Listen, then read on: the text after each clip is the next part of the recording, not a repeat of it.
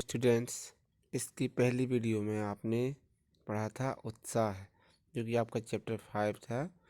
काव्यखंड से चैप्टर 5 उत्साह अट नहीं रही है। तो हम अब सेकंड वीडियो में पढ़ेंगे उत्साह के बाद अट नहीं रही है। तो आप लोग देखिए क्या है यहाँ पर जो है, इसका भी हम थोड़ा सारांश देख लेते हैं चैप्टर का। अट नहीं रही है कविता जो है फागुन की मादकता को प्रकट करती है। कवि फागुन की सर्वव्यापक सुंदरता, फागुन जो है महीना है जिसे हम फाग करके यानी होली के समय अपनी भाषा में होली का समय कहते हैं, तो उसी महीने को हिंदी में फागुन कहते हैं। तो फागुन की सर्वव्यापक सुंदरता अनेक संदर्भों में देखता है। जब मन प्रसन्न हो तो हर तरफ फागुन का ही सौंदर्य और उल्लास दिखाई पड़ता है। सुंदर शब्दों के चयन एवं लय ने कविता को भी फागुन की ही तरह सुंदर एवं ललित बना दिया है। तो आप लोग देखें क्या होता है, कवि जो है फागुन मास के सौंदर्य से इतना अभिभूत है कि उसे फागुन मास की आभा समाती हुई नहीं दिखाई दे रही है। यानी जो उस समय का वातावरण है, जो उस समय की सुंदरता है, वह ऐसा लग रहा है कि अब ये इसको समाने के लिए कहीं जगह नहीं है। तो इसलिए इस चैप्टर का नाम पड़ा है अट नहीं रही है। तो क्या है, यानी फागुन मास की जो है सुंदरता कहीं समा नहीं रही है, इतनी ज़्यादा सुंदरता है। तो चारों ओर फागुन मास में प्रकृति का सौंदर्य ही सौंदर्य बिखरता हुआ दिखाई दे रहा है। कवि ने फागुन मास का मानवीकरण कर दिया है, यानी फागुन का महीना है उसकी तुलना मानव से की है, तो मानवीकरण कर दिया है। फागुन मास सांस ले रहा है, सांस लेता है तो अपनी सुगंध भर देता है। जैसे मनुष्य सांस लेता है, ऐसे ही कवि ने फागुन मास को भी ऐसा कर दिया है कि जब वो सांस लेता है तो अपनी सुगंध क्या है, चारों तरफ भर देता है। इतना ही नहीं, आकाश में भी सुगंध पर पंख लगाकर उड़ जाती है। तो सिर्फ धरती पर ही नहीं, ऐसा कहते हैं कवि कि वह अपनी सुगंध जो है आकाश में भी पंख लगाकर उड़ जाती है। कवि इस मास के सौंदर्य दर्शन से अपनी क्या होता आंखें हटा नहीं पा रहा है। पेड़ों की डालियों नए पत्तों से लदी हुई हैं। उन पेड़ों पर कहीं कहीं लाल पत्तियां दिखाई दे रही हैं। फागुन के हृदय पर मंद सुगंध बिखेरती हुई पुष्पों की मालाएं पड़ी हुई हैं।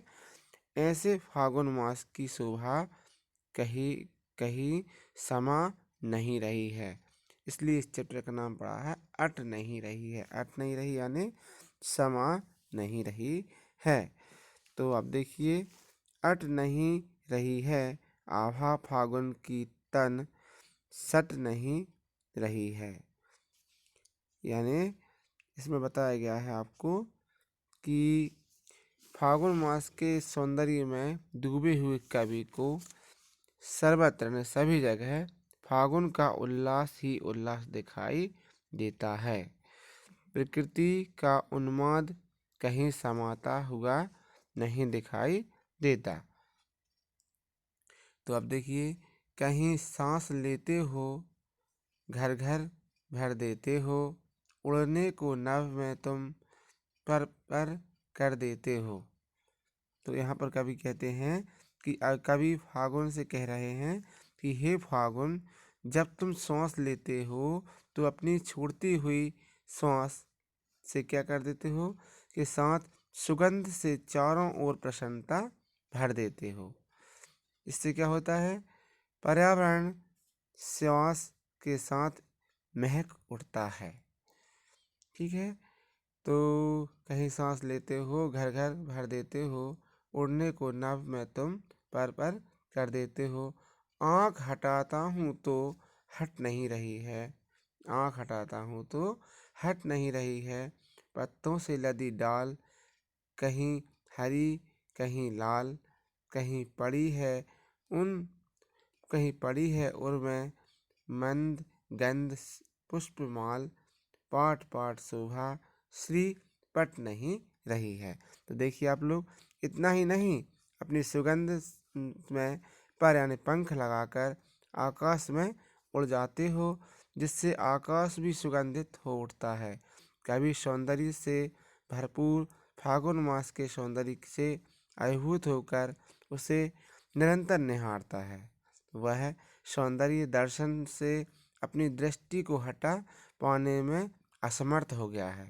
यानी उसे इतना अच्छा लगने लगता है वहाँ का माहौल, वहाँ का मौसम, कि उससे कभी अपनी दृष्टि या नजर नहीं हटा पाता है। इतना भाव विभोर हो जाता है उसमें।